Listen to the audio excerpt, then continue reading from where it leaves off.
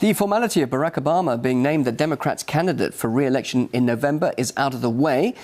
On the closing day of the party's national convention, the US president urged voters to help him carry on the changes he began nearly 4 years ago. Obama said the decisions ahead for Washington will affect the lives of Americans for decades. He also hit back at his opponent Mitt Romney, dubbing the Republican a foreign policy rookie for naming Russia America's #1 enemy. Romney responded by accusing Obama of offering no new policies and leaving old promises unkept. The two candidates, currently tied in the polls, will now campaign ahead of November's vote. Well, let's go live now to the US Capitol for reaction from ex-Foreign Service officer George Kenney. George, many say, of course, Obama inherited Bush's foreign policy and has continued to pursue much of that policy. Do you see any change if he were to get back into power? If Obama were to be reelected, would he do something different? No. Yeah.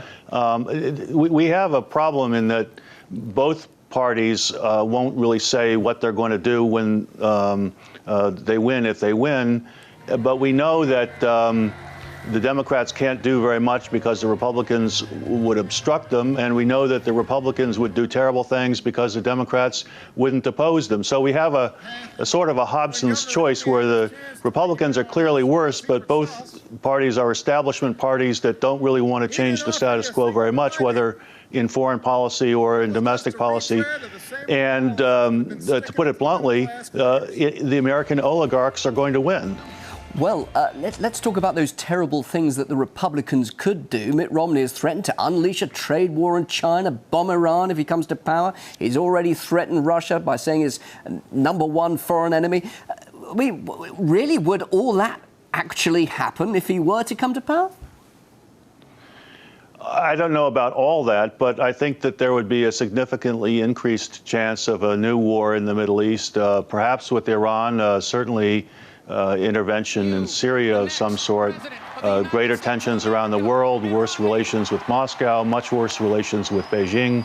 So Romney, as he proved in London at the Olympics, really doesn't know the first thing about diplomacy. He isn't really that interested in it, but would like to be a cowboy and basically would like to preserve the American military-industrial complex and grow it as much as he could. So he's a danger. Obama is a danger in a different sense, because Obama has, as you pointed out quite correctly, Obama has continued the Bush policies, made them worse. He's pursued drone warfare, which annoys people, seriously alienates people around the world. He's pursued policies that are contrary to civil rights. Take, for example, Bradley Manning, or the American pursuit of Julian Assange. We've pushed on the Chinese in ways that they clearly don't like, as your previous piece alluded to. So nobody should expect that with either a Republican or a Democratic win, things will improve very much. I think the best that you can say is that in looking at this election, the main player in Washington at the moment is probably the Federal Reserve, and they'll probably step in and provide some stimulus. So the country as a whole will keep above water a little bit, but in the longer run, I'm not optimistic. I think that if I could continue for just 1 second, if Mr. Obama were elected, we can expect the Republicans to obstruct him everywhere, and that could set up a situation where Mr. Obama has a choice. Should he roll over the Republicans or be crushed and surrender policy to them? And I think that will be a very interesting development if it happens. In the debt ceiling, for example, if the Republicans say, no, we can't have an increase in the debt ceiling without sweeping cuts in social programs, Mr. Obama will have a choice. And if he goes the route of unilaterally increasing the debt without congressional approval, then we'll have essentially a constitutional crisis. Would the Republicans, you mentioned Syria a little earlier, would the Republicans obstruct Obama over the handling of Syria? We're hearing reports that US agents are going to the Turkish border to advise and assist the anti-Assad forces, and some are saying that once this election is over, it could actually untie Washington's hands in dealing with Syria. Could we see the US really getting directly involved there if Obama is elected again?